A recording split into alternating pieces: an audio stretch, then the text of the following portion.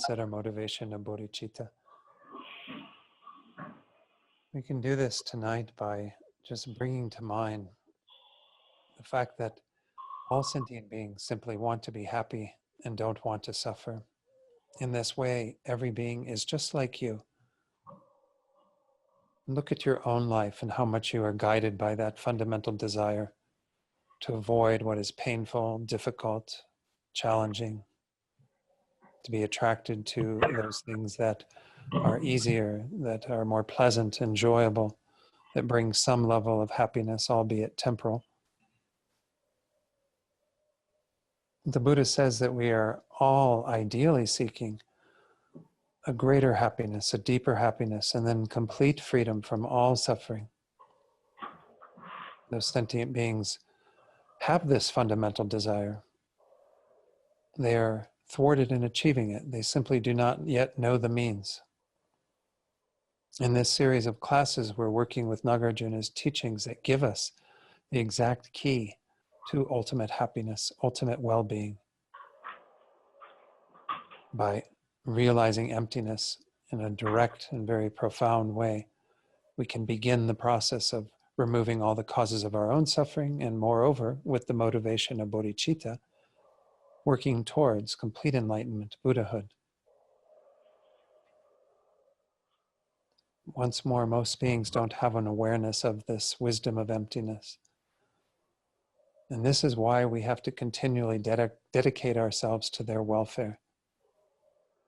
It's because we recognize that we all have levels of obscurations, and many beings are obscured karmically to even coming to the Buddha's teachings.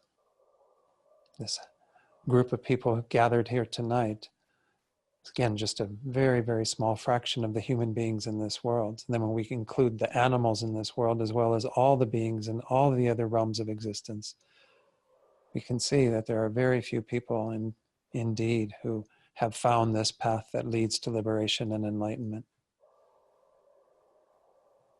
So because this is what beings want, ideally, to be happy, to be free from suffering, and because we now have met with the means to achieve that and are studying, in particular, the wisdom of emptiness, it's important that we do this with that most far-reaching attitude.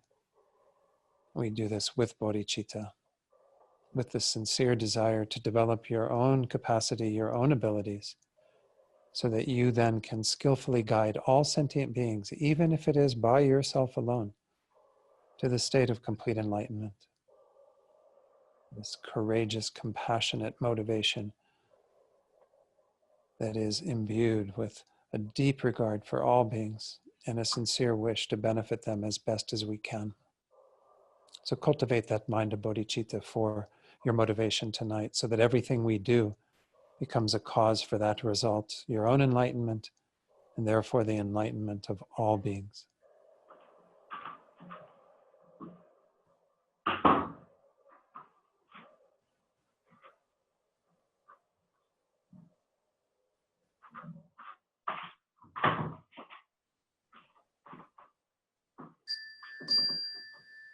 Okay, everything's copacetic now. Okay, good. All right. So we are working our way through these 3 chapters of Nagarjuna's text that His Holiness generally teaches on when he teaches on fundamental wisdom. We're in, again, we started with chapter 26, which was all about the 12 links of dependent arising. The idea being that we could have then a very clear understanding of why it is that we are caught up in all of the mess of samsara. It's due to our own ignorance, which is the first link, and everything follows from that. And then on the basis of that, we can see that if we were, as it said at the very end of chapter 26, if we were free from that ignorance, then the whole process would not arise. Again, it's called the 12 links of dependent arising because there is a causal relationship. And if we remove the first link, then the second link doesn't arise. We don't commit actions that are together with that ignorance. And then we don't imprint those actions on our consciousness. And then they don't give rise to name and form and so on. I'm not going to go through all of that again tonight, but that chapter was really instrumental in teaching us that things do still arise in dependence upon causes in particular in that regard.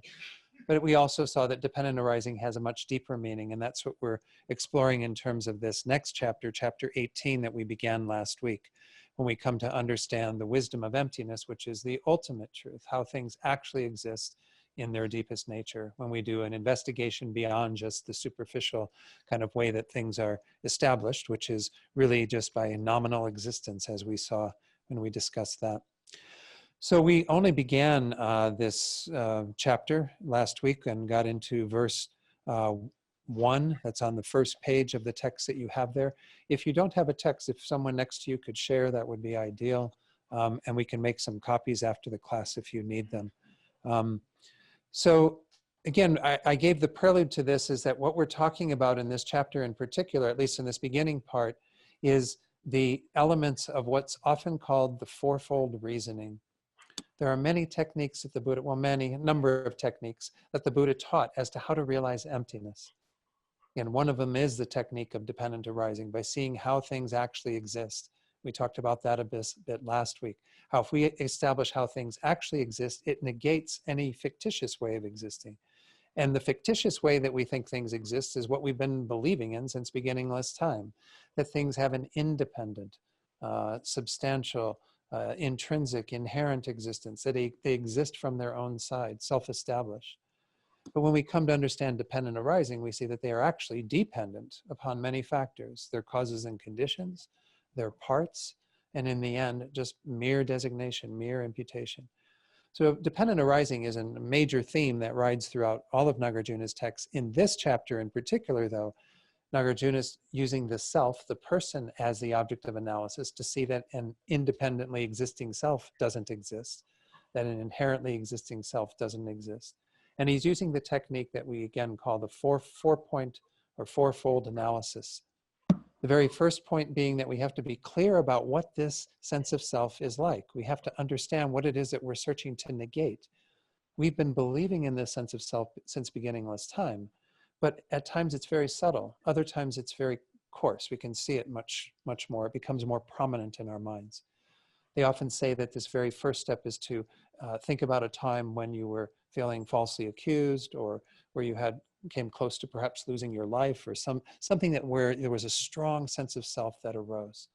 I didn't do that, or how dare you do that to me, kind of thing, where the sense of self rises up, not to recreate the emotion that you felt at that time, but to identify that object that we are clinging to so tightly then, this object of self-grasping. Because the self-grasping mind is tightly holding to that sense of self to exist. I did touch on how there were coarser senses of self. I think I said that I would start tonight with looking at those a little bit. But essentially, again, we do have the coarsest view of a self, that you want to make sure you're not identifying these, because while you can negate those, they're not the object of this meditation. The object of this meditation is to negate the inherently existent self, this subtlest level of object of negation. The coarsest way that the Buddha taught that there is no self is based on what was taught in the Vedic traditions at the time of the Buddha, when he was Prince Siddhartha, and this was what was called the Atman. And so the Buddhism is said to teach anatman, the no Atman, or no soul, as it's usually translated. The qualities of that sense of a soul are that it's permanent, meaning it's unchanging, that it is unitary, meaning it has a singleness to it. It doesn't seem like it has any parts, it's partless. And that thirdly, it's independent, meaning independent of causes and conditions. It doesn't have any causes and conditions involved in its arising. So this sense of a soul I don't understand all of the Vedic, principles of all of this, but essentially the idea behind their version of moksha, or liberation, is that when this sense of Atman finally unites with Brahma or Vishnu or whatever practice you're doing, then there is sort of a release of that, because you've been holding on to it as being separate from all of that. But they believe there is this soul that is always with you, that it's your job on the spiritual path to have that soul be liberated through this eventual, process. But the Buddha didn't find there to be any Atman. He just simply said that no such thing exists. Show it to me. Where is the evidence of this? And so in Buddhism, it's very empirical. It's not, based on any kind of things that can't be shown in terms of reasoning, So essentially, this is said to be an acquired view of the self. No one is born into this world thinking that there's an Atman, thinking they have a soul. Even those who were taught the idea of soul in like a Christian tradition, like myself in the Roman Catholic tradition, I had to be, introduced to that concept. It wasn't something that I naturally had. So we may have that as an acquired concept, and it can be refuted pretty easily once more, because we simply cannot find the basis for such a soul or Atman. And, is there something that is outside of the scope of this collection of stuff that we are generally referring to as our self, that is the soul, that is findable as the soul, or as this Atman, this permanent, unitary, independent self? It also would be kind of strange to have a self that is permanent, unchanging, and not arising from causes and conditions when we have the exact opposite experience, right? The self is always changing. I'm not the same person I was when I was 5 years old, or even 20 years old, 50 years old, whatever. The self is constantly changing. So there's really not a lot of, again, empirical evidence for this. That's the coarsest form of a Atman or self that the Buddha refuted. The next subtlest is what's called a substantially existent, self-sufficient self. It's got a lot of words to it, but essentially what it means is that there is something that can be seen independent of the body and mind, that is the master or the controller of the body and mind. We often have that kind of impression, right? That there's somebody here that's like saying my mind and my body and in charge of all of this. Jeffrey Hopkins once more uses this idea of a sales department, and that there's a head salesperson that is guiding all the other salespeople. So that's what it feels like sometimes, that there's some me here together with all of this. And once more, do you find that, when you do the analysis, do you actually find that there's somebody there? Again, His Holiness in his book, I mentioned this last week, but he points out the evidence for this too, and that if somebody were to, maybe I should read his passage. I think it's quite nice when he talks about that. That's at the beginning of this chapter, on chapter 18, page 65. He says here, the 7th century Indian Buddhist philosopher Dharmakirti gives an example of this belief in his exposition of valid cognition, the Pramanavartika. Say an old person whose body is deteriorating and is full of aches is given the opportunity to exchange his or her body for another much healthier body. From the depths of his or her mind would emerge a ready willingness to take part in such an exchange. This suggests that deep down we believe in a self that is distinct from our body, yet is somehow master over it. So if somebody offered you the chance to have a nice, new, young, vigorous body, you'd be like, oh yes, I'll take that in a second. Well, who's the I that's taking the body? Is the I that distinct, separate thing? We kind of feel it is.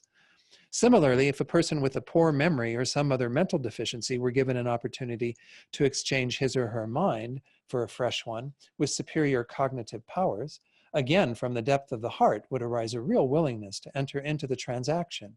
This suggests that not only in relation to our body, but also in relation to our mental faculties, we believe in a self who would benefit from such an exchange, a self that is somehow the ruler or master of the body and mind.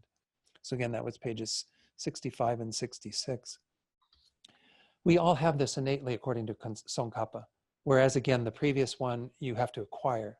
But this we're born with is some sense of the self that is there in charge of all of it, that is the master of these aggregates, the body and mind, but is still kind of there among them, part of them, but distinct from them, identifiable as different from them. So the subtlest level that we're talking about in this first step, this inherently existent I, is the idea, and again, Rinpoche uses simply the words, the real I, that there is something here that really is the I. It comes down to identity, that we can actually feel that there's something that is self-established as the I. And of course, if it did exist somewhere in wherever, it's going to probably be together with all of this stuff, or it's going to be apart from all of that. And of course, the Buddha doesn't find that there's anything more to the basis for a person than body and mind. It's not body, mind, and soul. So there's no soul involved. So it's simply body and mind that are the basis for a person, that we would kind of tend to hold the self to be something there. And of course, even in the traditional studies, whether or not, and we did have some discussion of this, Bob brought up a number of points in regard to this when we talked about the view of the transitory collection previously in other studies here. But the idea that they established that all the other lower schools of Buddhist thinking found something that they could identify as the I, that they think is the inherent I. And we do have that kind of, again, tendency to believe that there's something real here that must be the I. Most people will hold, and when they come in and hear Buddhist teachings and hear that there's a continuity of mind going back without any beginning and going forward without any end, they will say, well, then the mind must be the I. This subtle mind that is always there, that is underneath the surface, must be the I. But even that, too, we find doesn't hold up, because it cannot be the I in all ways. It's constantly changing itself. It is also, again, not something that we are always in touch with. We sometimes are feeling a much more identification with the physical body than we are with the mind. And nonetheless, any of these analyses that we're going into will show that it can't possibly exist in this way, that the I cannot have that type of existence. So we're talking about the real sense of I that we all hold to. And once more, because this is only, we're talking about in relation to the person, the I, but it is the same misconception that we have for all phenomena. You don't have those other two misconceptions in regard to other phenomena. I don't think that the book has a permanent, unitary, independent identity. I don't think that the book is substantially existent, self-sufficient, because those are only conceptions we have towards the person, the I. But we do think the book inherently exists. We do think that the book has some identity from the side of what I'm holding in my hand. But as we've explored, and we will explore a bit more as we go through this, there is no real book in my hand. Book is only a label being given to what's in my hand. What's in my hand is the basis for book, the basis of designation for what we call book. And that's the English word for it. There are, Spanish words for it and Chinese words for it and so on, all the various words for this phenomenon. But we all are simply engaging in that process of relating to things conceptually. We give them a designation, and it's a useful tool for our conventional reality to be able to relate to things. If we didn't have a conventional designation of things, we couldn't communicate. I couldn't be here talking to you tonight and getting across my meaning, as I hope I'm doing in the words that I'm saying. So this sense of an inherently existent I is the real I, is the I that we believe in at the depths of our being, that we think is here, that we would, they even say that when you begin to realize the lack of this I, there is some fear that arises for most people, because it means you're kind of pulling the rug out from underneath what we have trusted in since beginningless time, and what we have acted upon since beginningless time. Because this is the whole problem, as we saw in the 12 links, on the basis of this ignorance that is grasping at I, and then also the sense of mine, because then that's how we get involved with the objects in our world, is the I becomes a possessor. It wants things for itself. It wants to push things out of its range of experience if they're unpleasant. All those delightful, pleasant things it'll pull in with the mind of attachment, and all of those horrible things it pushes away with the mind of anger. And then we get caught up in all the actions that follow from that produce negative karma. Even the actions that we commit that are producing virtuous karma are generally together with this strong sense of an I. This is why we're on the wheel of existence. This is why we're creating the 12 links, is because the root cause is this particular ignorance, what we often again call the view of the transitory collection. There is this basis for an I that we call the aggregates. The Buddha spells out 5 aggregates, but we can lump them into 2, mind and body. You have the mind and body complex here. Mind is distinct from body distinct from mind, but they are nonetheless together in this phenomenon that we call the basis for a being. We simply think of this as I.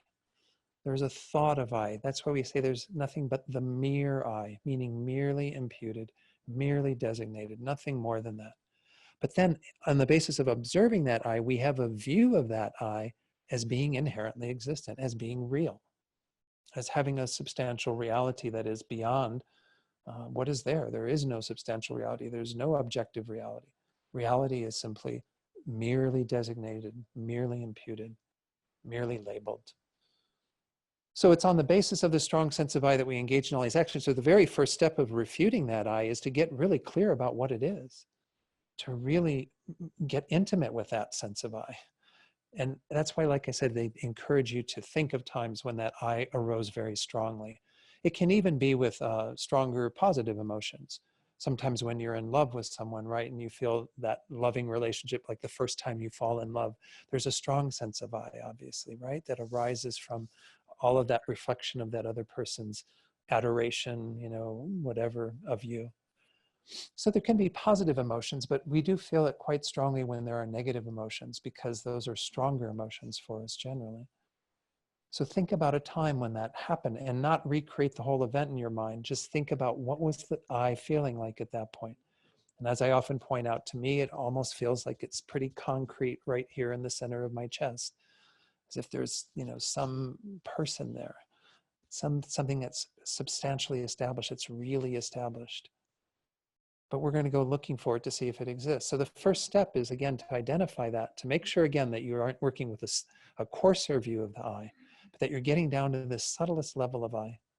So let me see if there are any questions on this first before I go on, because I've been talking a bit. Yeah, Mark. When I meditate on I, Mm-hmm. it seems to come down to action. There's no I if there's no act. And then a part of me wants to act, wants to do something, wants to become enlightened, be this or do that, or and then all of a sudden the I seems to assert. Seems to what? Assert itself. Assert itself, okay. I have And no desire. mm-hmm. And I'm not able to detect. Okay. So I guess for those online, Mark's sharing some of his experience in meditating on the I in the sense of, and it being and the action and the I'm still not sure what the question is. There's an observation. Okay. And then there's this wave happens, which could be push away, pull, do anything, go a direction, think about something, say something is good, say something is bad, anything. Right. But it seems, in my experience, that what rising to action is. So what is rising to action is your I. I mean, again, at some point, we're never really refuting I existing. We're just talking about how I exist.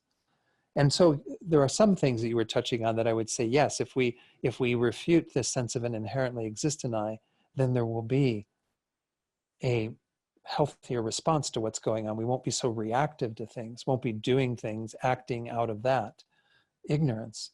But nonetheless, we still act in the world. I mean, Buddhists still act in the world, even though their mind is with emptiness all the time. So it's not to say that we become sort of non-existent or immobile by virtue of seeing this sense of I and negating it, but rather we continue to act in the world, but we understand how everything exists. You have a greater awareness, a greater knowledge. At least this is, again, what I've heard. I can't speak from experience to any of this. So it's very hard for me to tell exactly with what you've shared where that is, that a confusion that's happening or not. I'm not sure. Because that's, again, the whole process that we're going into of investigating the I is not to work with just the mere I.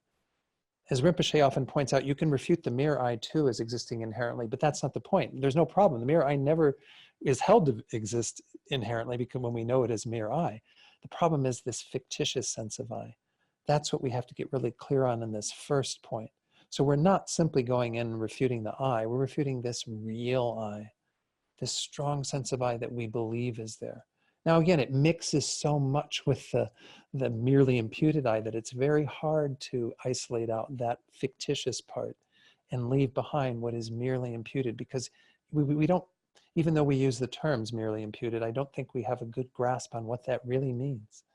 They say that you don't understand it completely. You don't really get how conventional truth actually exists as merely imputed until you've come around and realized emptiness directly. And then once you have it, then you get the very subtle way that things are mere appearances, merely designated, that there's no real existence established out there at all. So I don't know. I'm not sure I can answer to any degree or comment any further on what you've shared, but I think it's really important to get clear about that object of negation. That's why this is emphasized. But yeah, Bob, were you going to share something? Yeah, the I that Mark was talking about is what we often call the agent I. The I that, people say, who is it that lives this life, Right. dies, and moves on to the next life? Mm-hmm. It's like it's the I that we think of that makes decisions about Mm-hmm. where we're going to go each day, whether to brush our teeth or not, or this thing. But there is a sense of I that is definitely an agent I.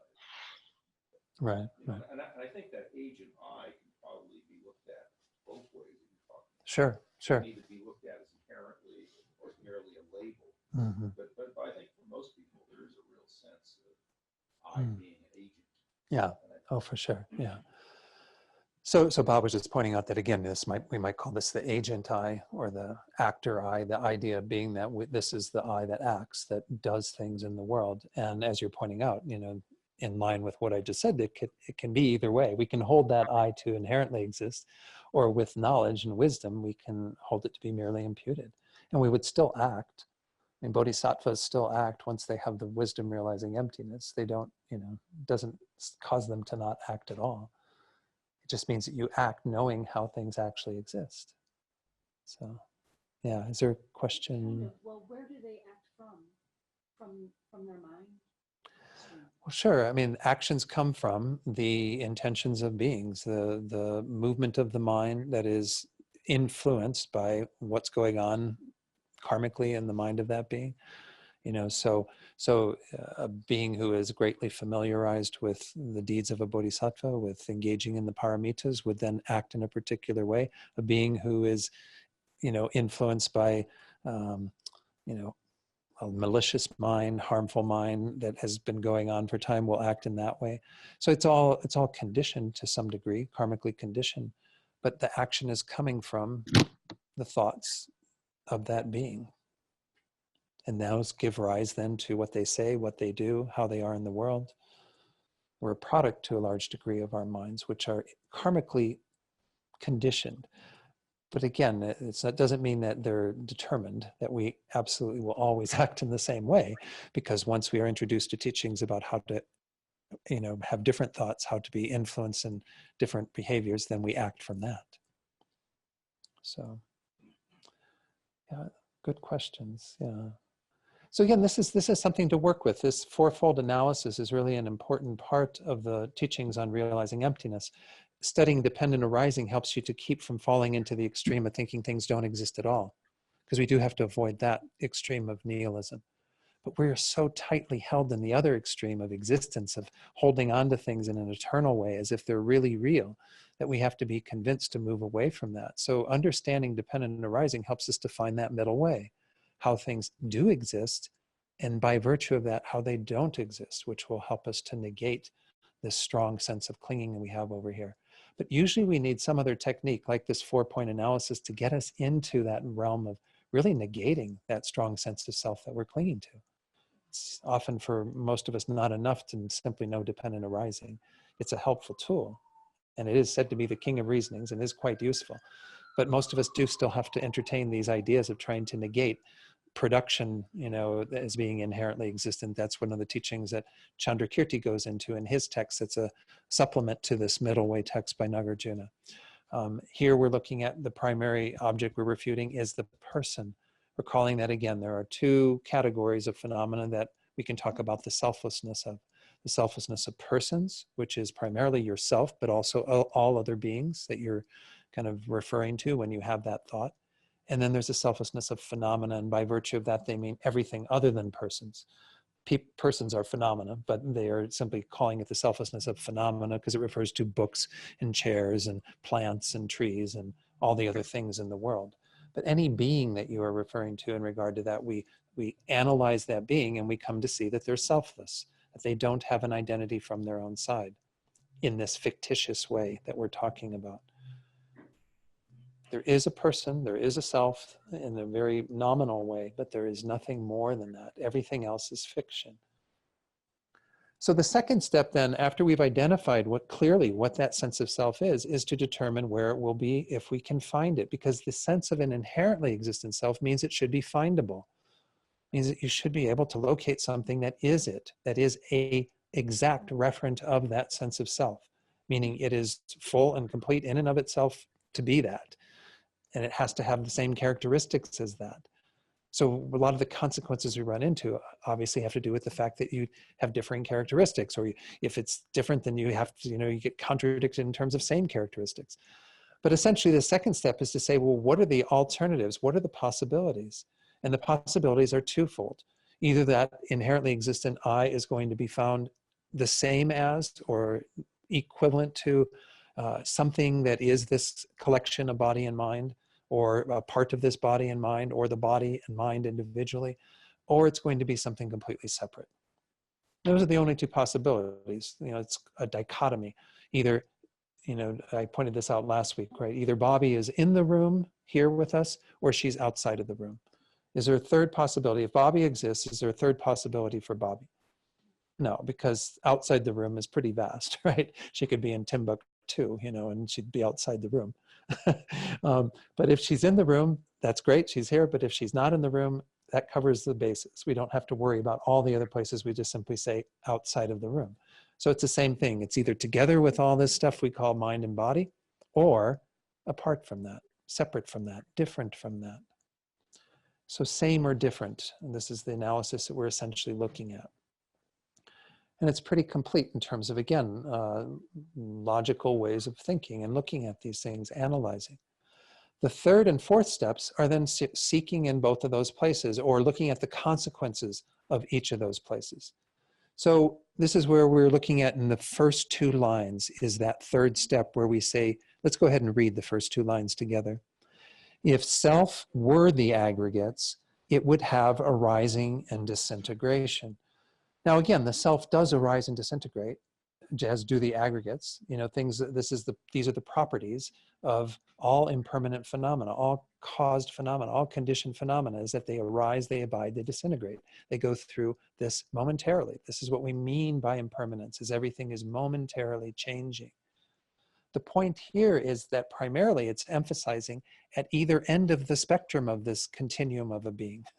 That if you have the person beginning and equivalent to the aggregates of this life, well, then that's an absolute beginning to that person. It makes the person not beginningless, the self not beginningless. It makes it actually only established on the basis of the aggregates of this life. And what happens at the other end when you reach death is that when the aggregates of this life cease, this body stops functioning as your body and the mind departs from this body, then the self is gone, because there's no longer the abiding and disintegrating of the aggregates, so there would no longer be the self. There are many other consequences to this, though, and this is where I left off as well last week. Was we didn't get into all the different consequences, some of which are talked about in Ocean of Reasoning, but others are talked about in Lama Tsongkhapa's Lamrim Chenmo that I want to bring into here as well.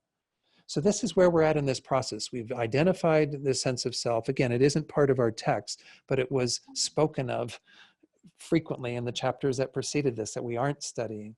Lama Tsongkhapa and Nagarjuna in the text have set out that this is the fundamental ignorance that's going on. We needed to refute it in regard to a number of phenomena. Now we're going into this specifically, the person, the I, the self. And we're first identifying what that is in this 4-point analysis, determining the possibilities, and we are looking at the first possibility, which is that this strong sense of I is the same as, identical to, the mind-body, or some part of the mind-body, or again, whatever we isolate within that, to try to find something that is exactly equivalent to that sense of I, that is findable as that sense of I. Is everybody okay with what I've talked about so far? Any other questions? Yes, Amy. I mean, we don't see the wind, but we see the results of the wind. Mm-hmm. But we know wind exists in a conventional level. Sure. So like I have that strong feeling here too. Couldn't it be just like a space or something that is not visible? But your example of the wind might not be the best one, because we can know that through other tactile through our tactile sensations, right? You know, you feel the wind, you know, through it blowing on your body. And if it's a cold wind, you feel the temperature decrease in your body and so on. So we can know the wind directly, but you can know your consciousness directly, and the self, I mean, we're never negating that the self is a known phenomenon. It is a known phenomenon. It's just we're trying to find something that is the inherent self, that is existing from its own side. But I don't know if was there more to your question than that?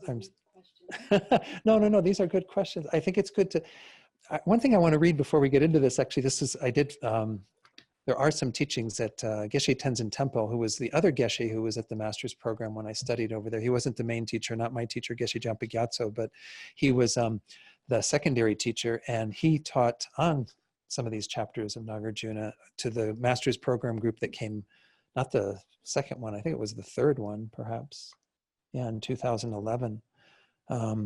Anyway, he says here, in general, when receiving teachings, do not just agree automatically with what I say. If you do this, you will not investigate the topics further. This is a mistake. You must take the teachings as an object of investigation for yourself to find out that particular truth. Whatever the teacher says is for us to understand. This is also for those who will be teachers in the future. If you find yourself in the position of having to teach and comment on the treatises and so on, you should tell the listeners to not just accept what is said as the truth and be satisfied with that. That is a big mistake. The teacher teaches something in order for you to understand. And in order for you to understand, you have to investigate the teachings.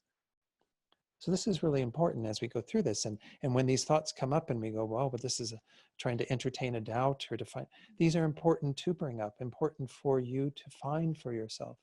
Otherwise, everyone's kind of nodding their head and agreeing to the teachings, but does it go any further? Do you actually take it to the cushion, to the, you know, your think tank and really reason it through and see if it makes sense for you? Without doing that, it's not going to go very far, you know. So these are really important. There are no bad questions. Yes, Bob. Yeah, I have since you're in the spirit. I've sent out the invitations. I mean, you were talking about the findability of God. But then on the other hand, you say, if you want to find out what to negate, just, think of a moment when you're, really scared or frightened or in love or something. And you have this strong sense of I that pops up. So why couldn't you say that you found the I when that strong sense of I pops up? Why couldn't you say? So the question from Bob was that, if we say this is something that we try to make very vivid in the mind at those times when we're frightened and so on, well, then can't you say that at that time when you're feeling frightened, you've actually found it? Again, you've identified a sense of I at that time. You are relating to the mere I, but you are fabricating the sense of I. You are elevating it to a larger degree than what is actually there. So at the time when we're having a misconception, we can say there is an object of that misconception, right? Because there is something at that misconception. Let's go back to the example I used last week, right? The child who believes that there's a monster in the room or a snake in the room. Did I use snake last time? I don't know what I used. Monster. I usually use monster. So if you have a child who believes that there's a monster in the room, then they are having a conception of a monster, right? And whatever that looks like for them. I mean, how many teeth it has and ears and whatever, all the things that you imagine based on your vivid imagination of a child and maybe the things they've seen on TV or in the whatever. So they are having this conjuring up at that time, this vivid thing that they believe is in the room. Again, when you go around and demonstrate to the child that it isn't in the closet and it isn't under the bed and it isn't in the side of the room and in the corner of the room and wherever, and you show every place where it could possibly be, then the child comes to understand that what they have held to at that time was fictitious, didn't exist in the way that they thought it did at all. It was purely a figment of their imagination. So it's similar in that we are believing at those times when these strong emotions are arising in something that doesn't exist. The object of our conception is a inherently existent I at that time that is based on the subtle sense of I that does exist, the mere I, but is a total fabrication beyond that. And so you can't say that it found it, because it is not really looking for the true referent of that. It is simply adhering to that sense of I as if it were real, as if it did exist. Yes. So what you're really saying, I think there's a thing in Dalai Lama's book too Mhm. about this difference between what appears to your mind Hmm. and what the thing really is. Right. And just because something appears in a certain way, Absolutely. you have to analyze to see whether it really is the same way it appears. Right. I think it's the same thing when you look in a mirror. It looks like there's a person staring Exactly. at you. But if you analyze it, you realize that it's just a fictitious image. So Bob's saying it, yeah, back in his Holiness's book, there's a similar passage where he talks about appearance happening, and that appearance is not in accord with reality. And that's why we use examples like you mentioned of the reflection in a mirror. That, of course, as adults, you rarely think that that's a real person in the mirror, right? Maybe there's times when you're tricked. I always say sometimes you have that experience, maybe going into a hotel room and there's like a mirror across the way or something, and you go, oh, who's in the room? But it's just you. For a second, you might have that doubt that there's a real person. But yeah, I mean, we use the example of a mirage, use the example of an illusion, the magician's illusion that kind of conjures up something that isn't really there. An echo that sounds like a real voice when it's really just the vibration of the molecules of your voice being bounced around in the amphitheater or whatever. So we have all of these different things that are about an appearance that is not in accord with reality. And of course, the subtlest thing that we're dealing with in regard to all of our existence is that everything appears to exist from its own side. The false appearance that is attributable to the subtle imprints we have in our minds, is these bakshuks or latencies that are due to the fact that we've had this ignorance since beginningless time. It's infused our mind with this subtle obscuration that causes everything to seem to exist on its own, self-established. We're in a world that is illusory in a sense. I mean, everything appearing to exist in a way that it doesn't. And everything that appears conceptually to the mind is the same. It's all imbued with some sense of inherent existence, as if it existed that way. So we've been dealing with this since beginningless time. So at those times when you are conjuring up that strong sense of an I, you're working with something that appears to be quite real, but isn't real in the way it appears at all. And that's why, again, having the teachings on dependent arising helps you to understand what is real. What is real, the level of what we would call the bottom of reality is simply designation, mere imputation, nothing more than that. But what we are overlaying at those times is fictitious. So back to your original question, we haven't found the real self by virtue of that. We are only coming into contact with our false object of, I don't know what the right word for it would be. It's the object of apprehension. It's the mode of the object of apprehension. We are apprehending that object in a fictitious way. Because you are knowing the I too, because the I is the basis for it. You are knowing, when I held up a book, you're knowing book, but you're what's appearing to you and what you're often adhering to is an inherently existent book, a real book, as Rinpoche would say. But that doesn't exist at all.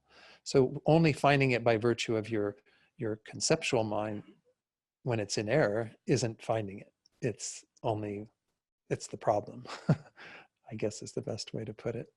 Yeah, Amy? So Thank you for that question though, Bob.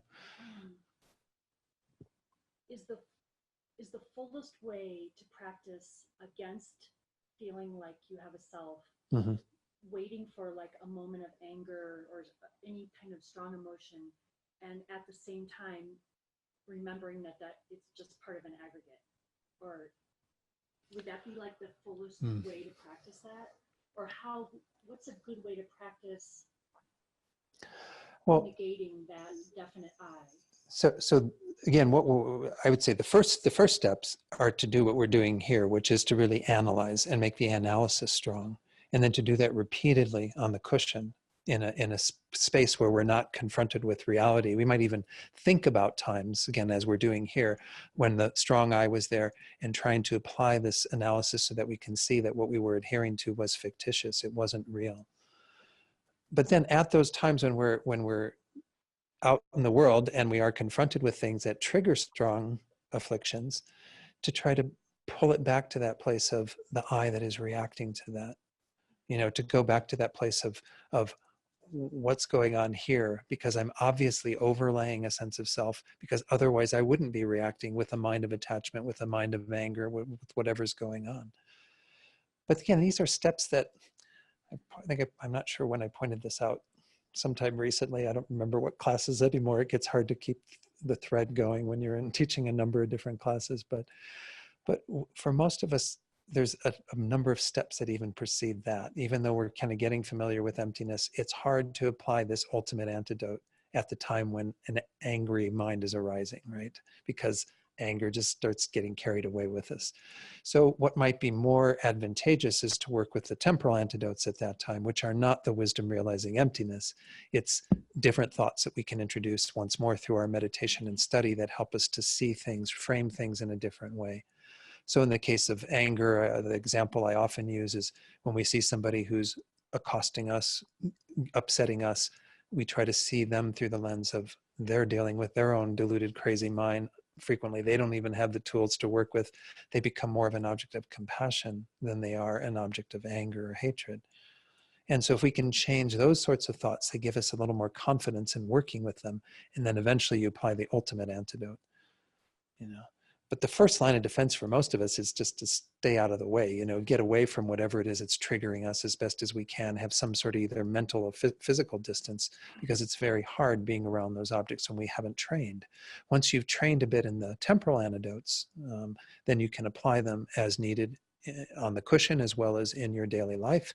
And then eventually you train in the ultimate antidote, the wisdom of emptiness, and you can do the same. Once you've well trained in your work on the cushion, then you can apply it in your everyday life. You know, it's like there's no target then. There's no, everything is just happening around you. Again, it doesn't mean that you become inactive, back to what Mark was talking about, that you're still an actor in the world, but you're going to be responding from a very different place, because nothing's going to seem solid and concrete and real at that time. You know? I don't know. Yeah, these are tough things, but so let's go on to the next two. Well, no, I don't want to quite go there yet. We were not quite done with the first two lines in terms of Tsongkhapa's commentary. And those of you who have Ocean of Reasoning, I still want to read a little bit more from that, which is on page 373. By the way, I realize I think there's a copy of this upstairs. I should have brought it down so at least someone else in the room besides me, and I think Bob's got his copy, maybe Gil, I'm not sure. So this is on page 373, the second full paragraph. It says, moreover, if each arising and ceasing were located at a distinct moment, they would be distinct from one another through their own characteristics. So in other words, if we even get down to that point of individual moments, because initially I remember saying at the beginning of the self, when the aggregates begin, then the self would begin then, and then in terms of the end of the self, at the end of the aggregates, and the self would cease there. But if you even talk about individual moments, if they are inherently existing as the self, well, then you'd have an arising and disintegrating of the self in every moment, right? Because they have to be unique and distinct then. There cannot be these processes of causation and what have you going on, and this continuity of awareness and the continuity of a self, because they would each individually be distinct from one another. In that case, Tsongkhapa says, it would not be possible to remember, for instance, I became King Mandata, you know, which is what the Buddha remembered in a past life when he became King Mandata. And why is that not possible? Is because the self of that time, just like the body, would be disintegrated. And in this life, the self would have arisen as different through its own characteristic. So you'd have just a total unrelatedness between individual moments. Every moment you'd be someone new in a sense, because the body is something new at that time. If the body and the self are equivalent in some way, the body, mind, and are equivalent to the self, then every moment of that would be a new self. It sounds strange, but again, these are the consequences when you really noodle this through and start to think about it. As I said, the consequences are one way to reinforce this, but I would encourage you to do the other investigation, which is go looking for the self, which is kind of what Amy was touching on a little bit. Try to analyze this and see if you find something that is the real I as it appears at those times when you've conjured up that strong sense of self. And you cannot find anything that is equivalent in all ways, because once more, you are looking still for a unitary sense of self, albeit a changing one in this case. But nonetheless, you need to find something that is the exact referent of that in all ways. As I said, sometimes we feel really strongly identified with the body. You know, when we were quite ill or something's gone on with our bodies, and there's a strong connection. And as I pointed out last week, that's how we identify people even, right? Oh, there's Victor. And we don't identify it on the basis of Victor's mind. Victor's mind isn't appearing to us. But there's Victor's body. So we say, oh, there's Victor. And that's how we often think, you know, oh, there I am in that photo. You know, well, no, because you're seeing, you know, an image of your body. So we strongly identify with the body. Well, then are you equivalent to your body? Well, once more, you'd have that consequence. When the body ceases, then you're completely gone. There's no self at all at that point. You know, and consciousness continues on. I don't know what happens after that. If the self died, at that point, there's no self. There's no person any longer. Because there is this mere I that goes also connected to this sense of consciousness, this subtle consciousness that goes from life to life. We always have a sense of a mere I. But that mere I is extremely impermanent and changes from lifetime to lifetime. And he goes and he continues on. He says, moreover, since there are many aggregates, we said there were 5 that the Buddha taught, but we could even narrow that down once more to 2, there would have to be many selves. So you would have, if you have a body and a mind, then there would be Amy that is her body and Amy that is her mind. Well, which Amy am I talking to? You know, which Amy is going on? We do have that feeling once more that sometimes we feel strongly connected to one or the other, but there aren't 2 selves here. We don't have a unitary phenomenon that we can find in this collection of stuff that is isolatable as the self, or the real self here. And it says, you know, since self would be merely a synonym for aggregates, it would be senseless to assert that the self exists substantially, and the appropriated itself would be the appropriator. So this is a tricky one, because what he's referring to here is he's almost refuting the lower schools. The lower schools do feel that there is, again, some substantial existence when it comes to what we would define as inherent existence. So we cannot find that, you know, to be existing, because there he's using the example of, if you use the word self to refer to the aggregates, well then how could you possibly have any substantial existence to that, because it's equivalent to them. You wouldn't need to, you've already got this name for this called all the aggregates. You wouldn't need the sense of self. The sense of self that you're putting on that would seem to be kind of pointless. And then the appropriated, we often have that idea that we appropriate aggregates. Remember when we went through the 12 links, we talked about that process, whereby through the force of our karma ripening at the end of a life, we appropriate the aggregates of the next life. Well, who's that self that is appropriating? The appropriated, which would be the aggregates, would become the appropriator. If they're inherently one, then you wouldn't have a distinction between it. You wouldn't say the self migrates from life to life, or, you know, by the force of appropriating new aggregates. So these are all kinds of consequences. It says in that one would thus commit the error of asserting that the agent and the object of that agent are identical. Thus, through these arguments, one should develop the certainty that the self and the aggregates are not inherently identical. Now I'm going to read from this because it's a little easier than going through Tsongkhapa's Lamrim Chenmo, but he essentially says there are 6 fallacies. 1, it would be pointless to assert a self, what I was just talking about, that if you give this label of self to the aggregates, well, the aggregates, you can't have anything that is, it would seem pointless. It would be kind of like naming. You'd end up with an infinite regress of constantly having to name something, because there's already something that is that. If it's equivalent to that, then why do you give a name to it? Self would be evident just by the aggregates being here. You wouldn't need a sense of self to be labeled upon that. There would be many selves. What I said in terms of 5 aggregates, there would then be at least 5 selves. Or if there's only one self, then there's only one aggregate. Either of those would be proven false. Object and agent would be one. I just talked about that as well, the appropriator versus what is appropriated. Actions that were performed would perish. This is the truth of, if again you have a self that completely disintegrates at the end of the life, well then everything that was accumulated on the basis of that self is gone. You'd come in, whatever was coming into the next life, again, it wouldn't be whatever, I don't know, it's hard to relate it to this concept of an inherently existent self. It wouldn't be able to experience any of the effects of actions of the past, because those are completely and utterly different from it, you know. because they were equivalent to the aggregates of that life. So that all died when those aggregates ceased. The effects of actions not done would be encountered. I'm not sure I get the full import of that one, because that would seem like, again, you would, I guess it's the idea is that if you do have things you are experiencing, well, then they are, because it's a different self that was in the prior life that was equivalent to those aggregates, it would be something that is totally unrelated to you, the self that you have in this life.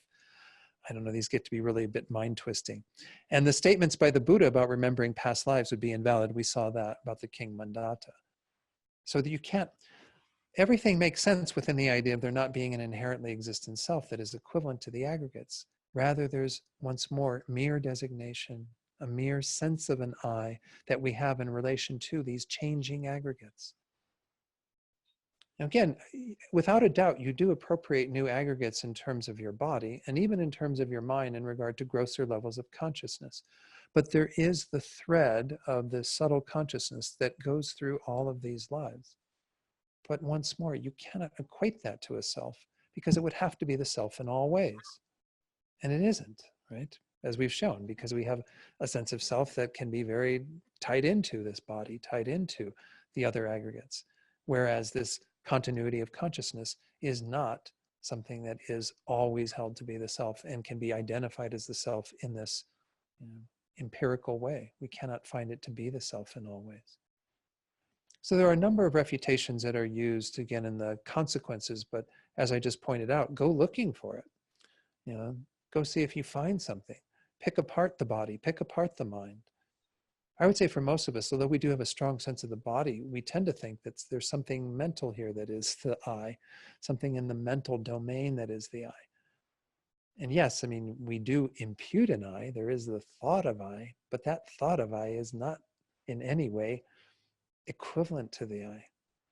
It is just a referent once more to this collection of stuff. We refer to all of this as I, and that's the only way that I exists. So don't go looking for the mere I. That's another mistake, like I said, that Rinpoche often harps on, because you're not going to find it, but that's not the point. When you refute the mere I, the mere I isn't the problem. It's the inherently existent I that we're believing in. It's this real I that we think is here. So any questions or comments about this first part of this verse? So the mere I is not the consciousness that goes on. It is imputed on the basis of the continuity of consciousness together with whatever aggregates are appropriated lifetime to lifetime. So we can say that there is a mere I, and in the end, this is how the Buddha, at least according to Prasangika Madhyamaka, the consequence middle way school that we're studying here, this is what is said to be the basis for even the continuity of the karmic imprints. You know, how we went into that discussion about where do the karmic imprints reside, what is carrying it from life to life. You can say that it's on the basis of consciousness going from life to life, but according to Prasangika, it's on the basis of just a mere I. Because we're always imputing some sense of I on the basis of whatever is going on from lifetime to lifetime. Even at a very subtle level when newborns, what is their sense of I? I mean, in traditional Western psychology, they talk about individuation and all this stuff that's going on and the separation of an I from the parent and all that occurs. But a Buddha would say, I think, that there's still a very subtle sense of I that is together with that awareness, whatever that awareness is like for a newborn or even in the womb, that is imputed as I, that has some sense of an I that goes with it because we have been accustomed to some sense of I. That mere I is what simply exists on the basis of that thought about the basis, about the mind or the body or whatever's going on. That's all that exists, is the mere I. But then, of course, like I said, we get into trouble when we overlay more on top of that, when we think that there's a real I on the basis of this I that's merely imputed, merely designated. Yeah, Adam. Is it fair to say that the mere I is only a label and nothing more than that? Absolutely. So Adam's comment was, yeah, is it the mere I only a label, nothing more than that? Absolutely. You cannot find anything more real than that. And that's how reality actually is when it comes down to it. It has no inherent existence, therefore it's merely nominally existent. There's nothing more than nominal existence. And I think if we really get the import of this, it's quite profound. But once more, you have to keep working with this concept to get to that place where you go, oh my gosh, that's it. That's the bare, well, that's the maximum and the minimum. It's it. That's the only thing that is there. There's a basis for the I, but then we always think when there's a basis and somehow we feel like there's something real to grab onto in the basis. But that's the whole point of it being merely labeled, is that there's nothing more than that. There's nothing on that basis that is an I, equivalent to the I in that real way that we think it is. Let me go to Todd first, because Mere I is karma and illusions too? well, no, I wouldn't say the mere I is that. The mere I is the label, the sense of I that we have in relation to the aggregates. Right. And among the aggregates would be karma and delusion, all the other things that are there together with this phenomenon that is the basis, the mind-body complex that is the basis for the I. All of that is carried together with that. And of course, it's most of, or all of what we have at this point is contaminated karma because it's been together with that ignorance. And so once you dismantle that ignorance, we're going to see that coming up in the verses to come. Once you dismantle that ignorance, then there's no basis for all of that to be there and to be active.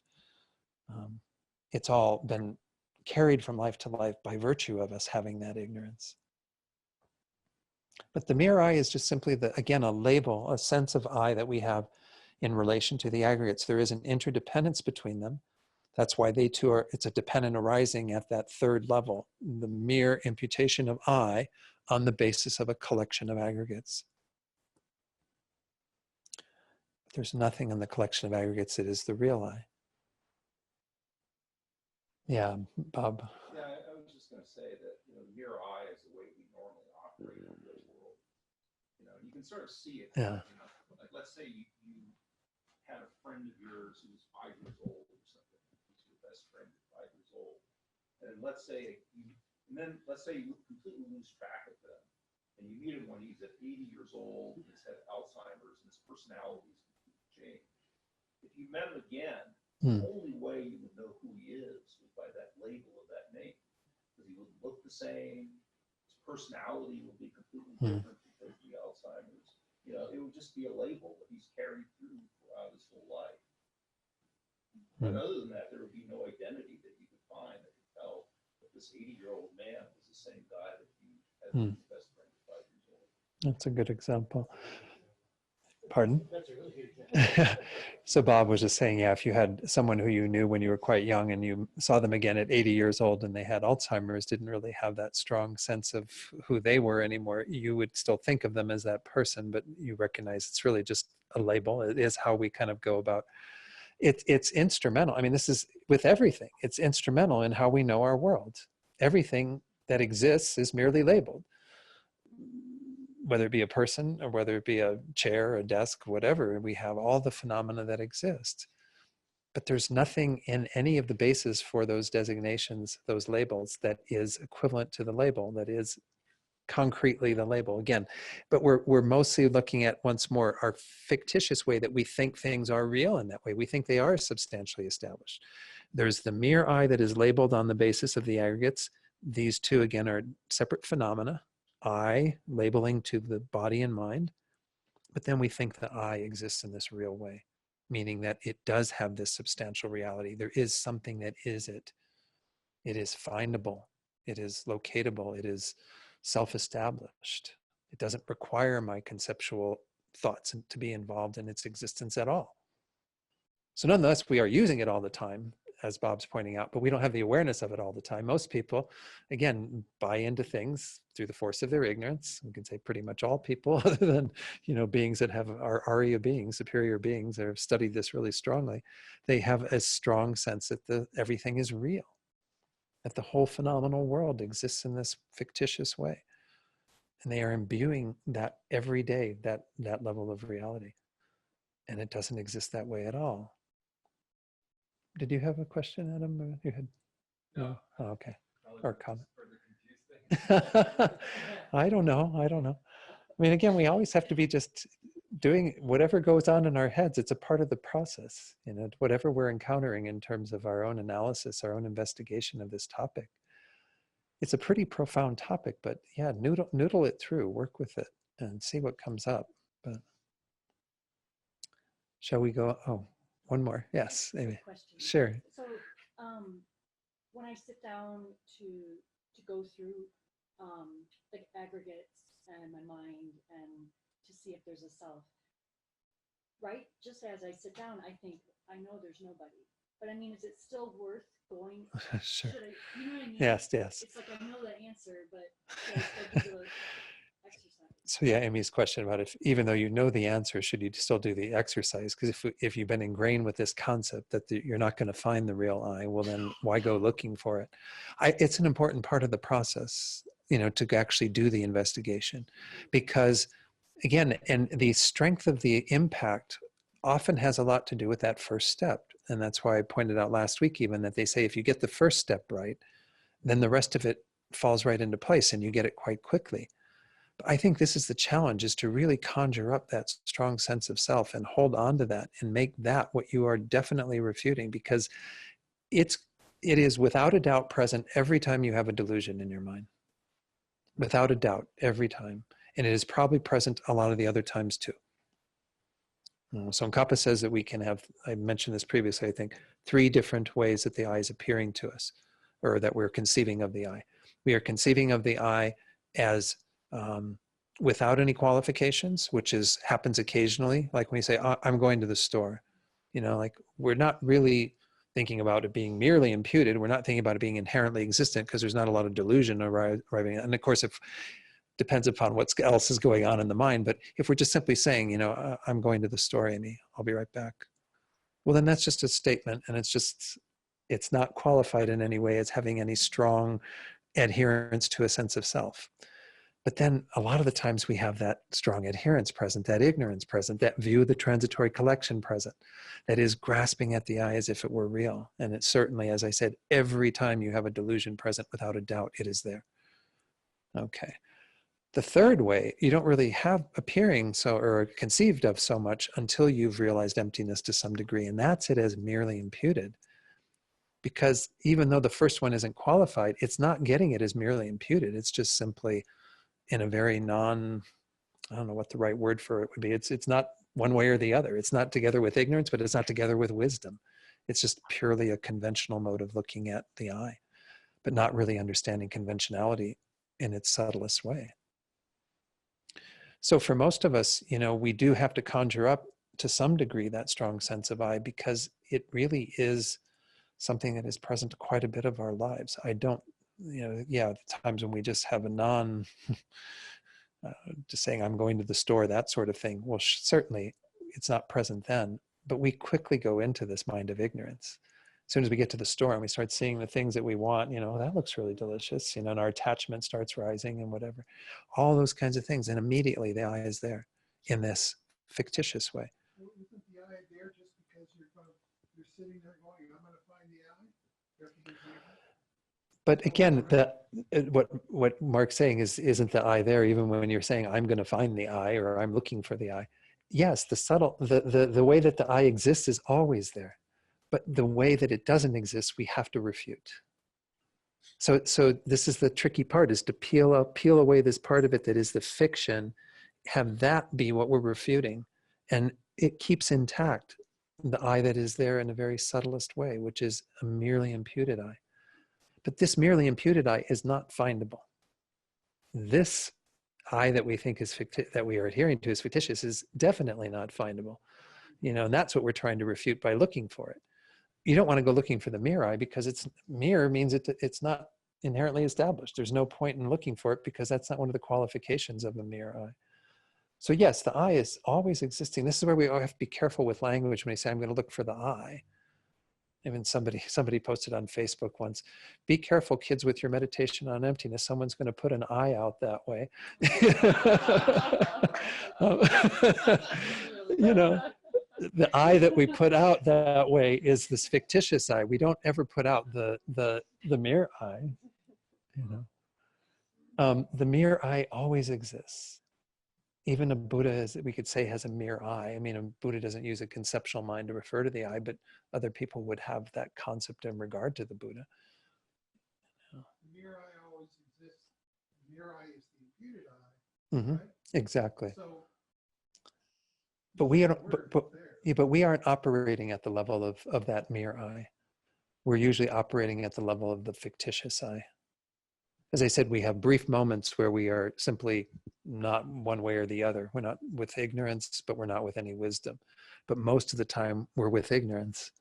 Most of the time, we're adhering to that strong sense of I, and we're acting on the basis of that. And then to get how it really exists, we have to go through some process of analyzing and realizing emptiness, because that's the mere I. That's when we think of I, but it's qualified in this way.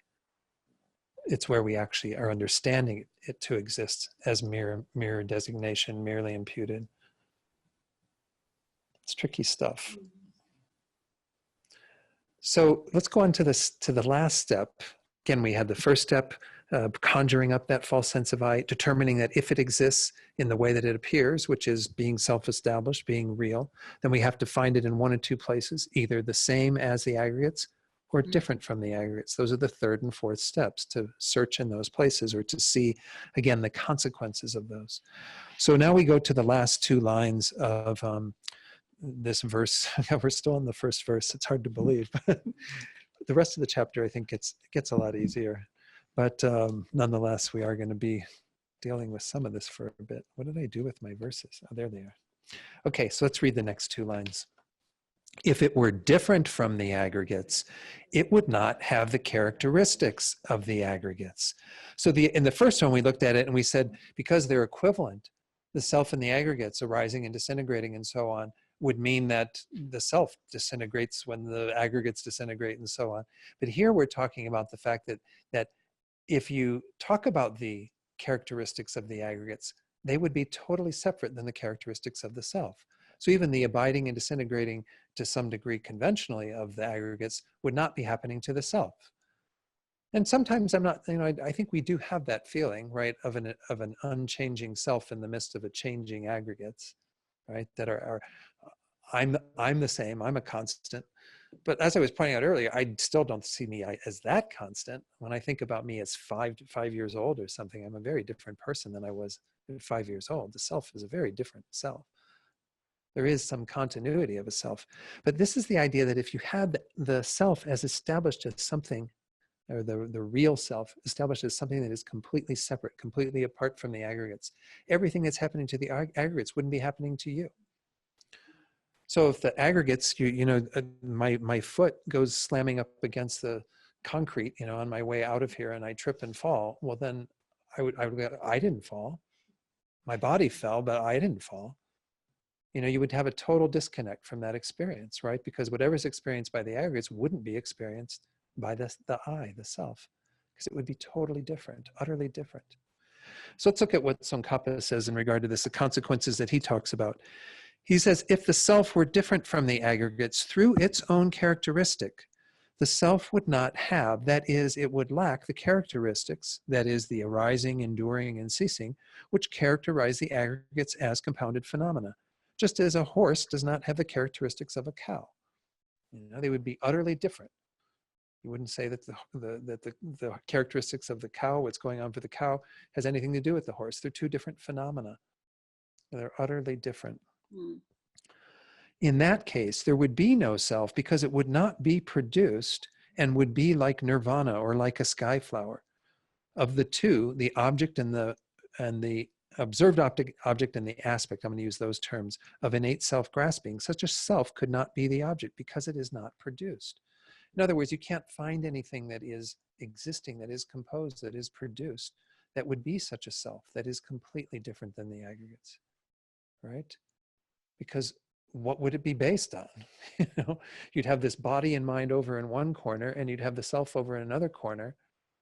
You would, how could such a phenomenon be produced? There's no basis for it then. It's utterly on its own, self-established, outside of the realm of the experience of the aggregates. On the other hand, the characteristics of the self would be inherently different from the characteristics of the 5 aggregates. including, being material form, experiencing, feeling, discriminating, being compounded, the compositional factors, being consciousness. So if all the aggregates are doing all that job of having the feelings and the form and all of that, well, then the self wouldn't have any of that once more. You'd have a self that is totally distinct. Self has no feeling, self has no discrimination, self has no consciousness. Yeah, Bob. Yeah, I think for me, the way you see that is that, if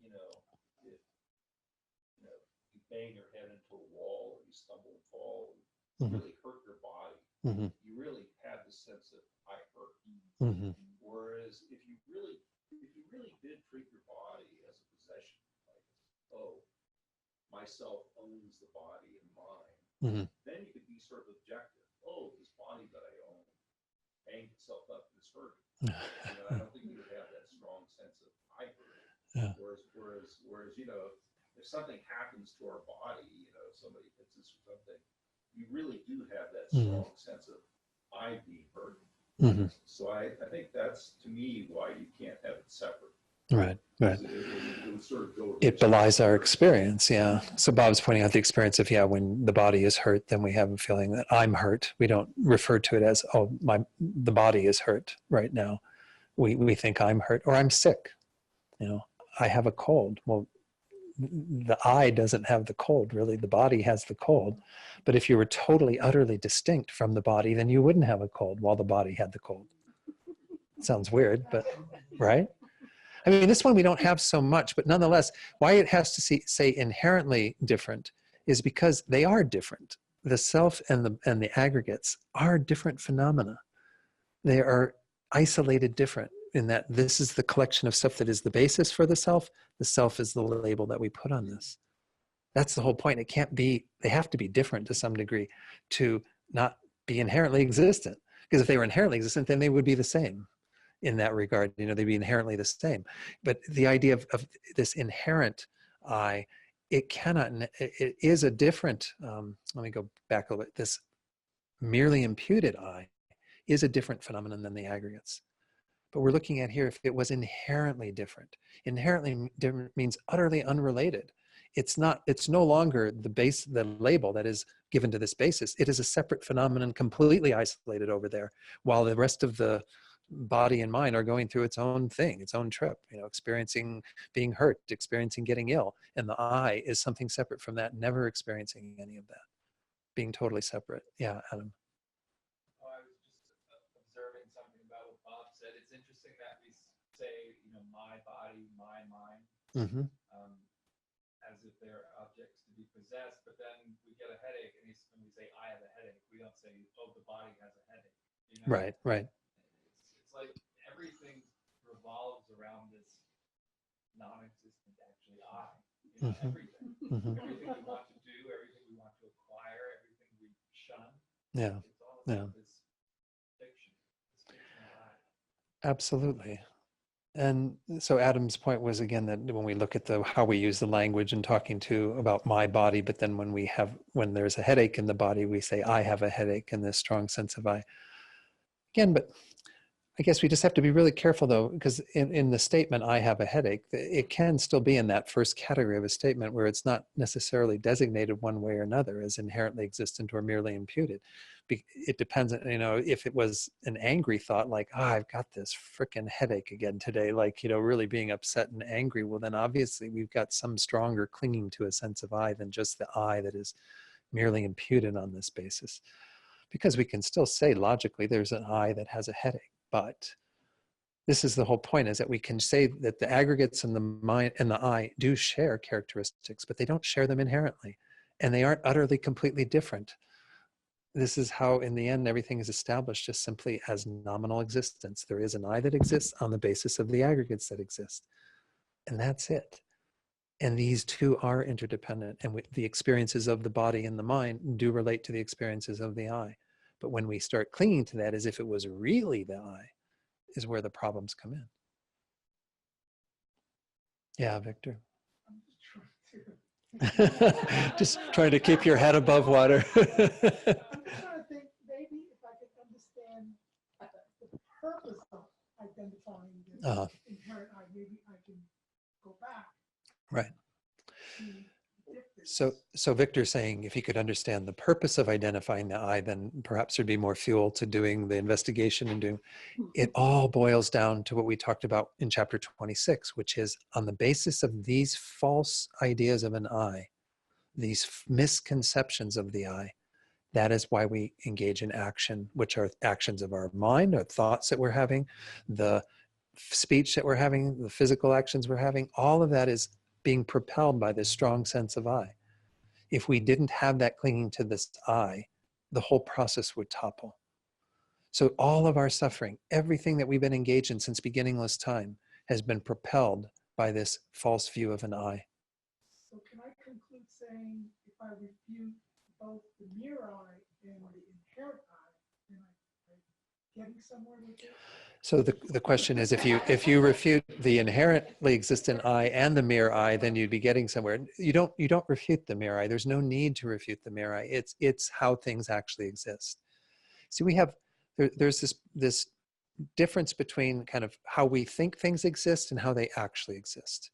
And conventionally, we can talk about it in terms of we think they inherently exist, but they actually exist by mere designation, mere imputation.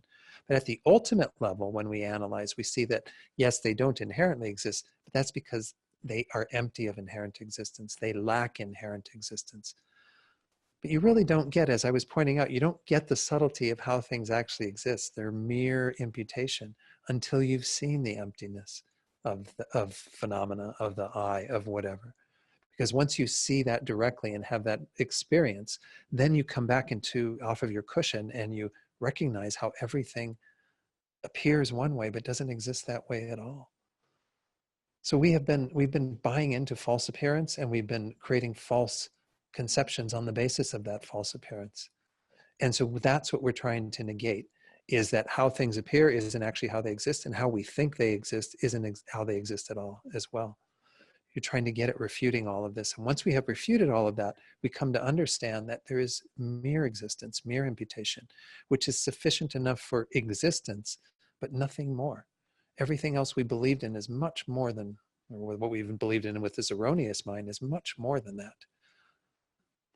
So it's really crucial. And they use the word in some of the theistic traditions of soteriology. Soteriology is the idea of salvation, being saved. In Buddhism, soteriology is what we do through this process. We save ourselves. We create our own salvation by coming to know truth, by coming to understand both ultimate truth and, by virtue of that, conventional truth, how things actually exist in a very subtle way because they lack inherent existence. So it's a really crucial part of our. The answer to your initial question is yes. Okay. But you don't refute both. But if No. you refuted, You don't refute both the inherently existent I and the mere I, because the mere I doesn't need to be refuted. There's no value in refuting the mere I. maybe refute is not the word. Maybe not putting so much emphasis on it.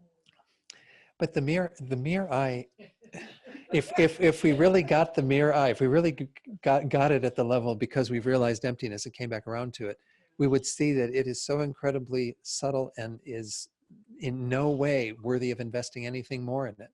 You don't have any need at that point to do any more refutation, because you've come to see that things simply are nominally existent. You don't have any basis for any type of fabrication. So then you don't have any basis for creating any of the problems that we're creating. That's how you're actually liberated from samsara, is because then you no longer have the propelling factor that causes you to create karma, that causes you to experience suffering, that causes you to go from life to life, that causes the whole process.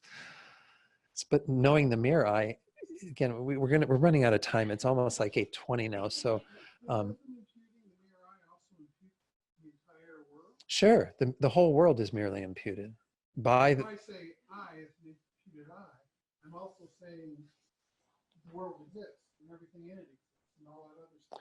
Well, again, I mean, through the force of our own designation, we have named everything. I mean, and it's not just language; it's our conceptions of everything. That's the minimum for things existing. And again, it's the maximum too. There's nothing more than that. But we think things are real more than that. Yeah, Bob.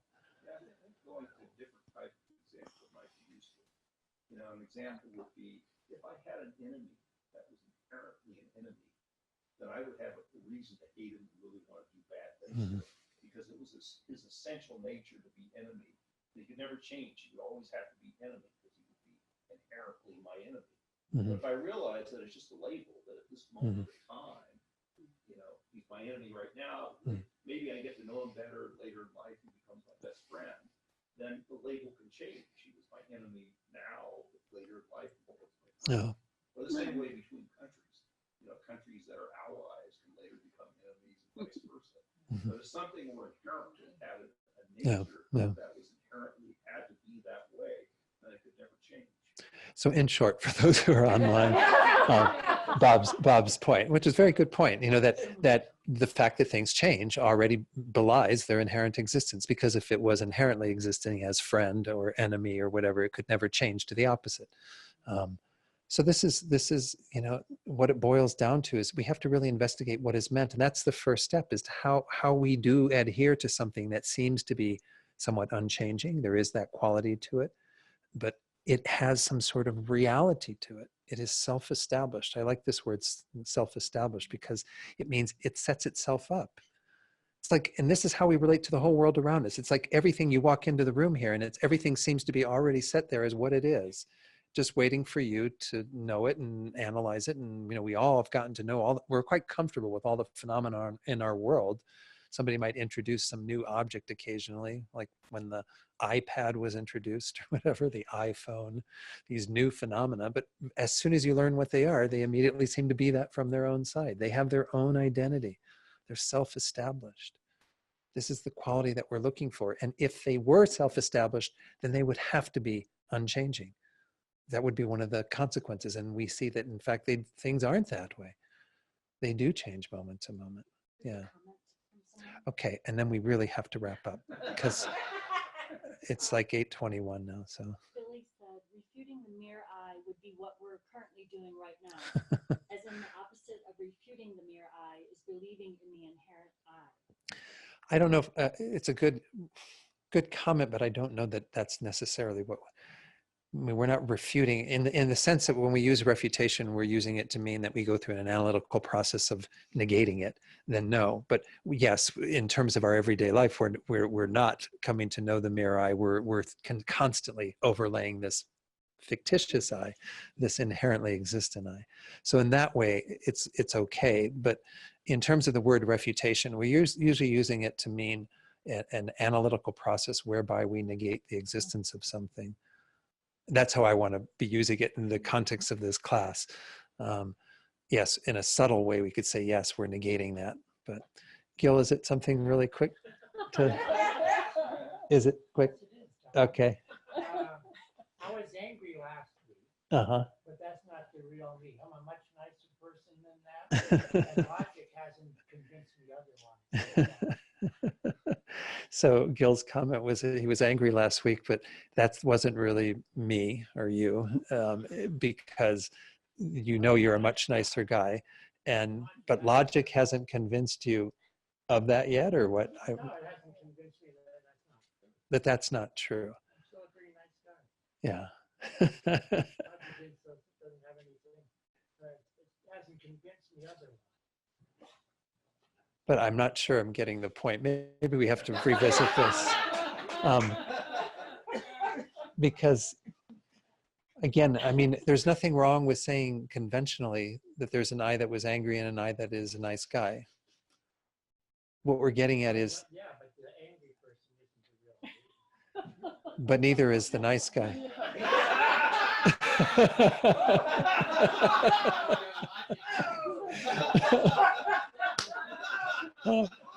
So yeah, Gil said, for those at home, Gil said that the angry guy isn't the real me, and I said, but neither is the nice guy. Because again, if we're looking for the real me doesn't exist. But the mere I, we can say, is angry at times and nice in general. I mean, you don't have a problem qualifying the mere I in that way. But again, what we're talking about is the real I. Does that make some sense? Okay. All right. So we didn't get very far tonight, but we will, yeah, but we did in some ways too, you know, so the mere we did. All right. On that thought, let's go to page 235 in the prayer books and recite the first two verses there. You know, Lama Zopa, when he does these dedication prayers, he always adds these ideas like, may I, who is merely imputed, or empty from my own side, or whatever. But just, we won't add those words, but just try to think about all of these being empty, that all of these are merely imputed. Everything we're saying, merely imputed merits, merely imputed virtuous actions, merely imputed state of a Buddha, and so on. All of this is merely imputed, is empty of inherent existence as we recite these prayers. Due to the merits of these virtuous actions, may I quickly attain the state of a Guru Buddha and lead all living beings without exception into that enlightened state. May the supreme jewel bodhicitta that has not arisen arise and grow.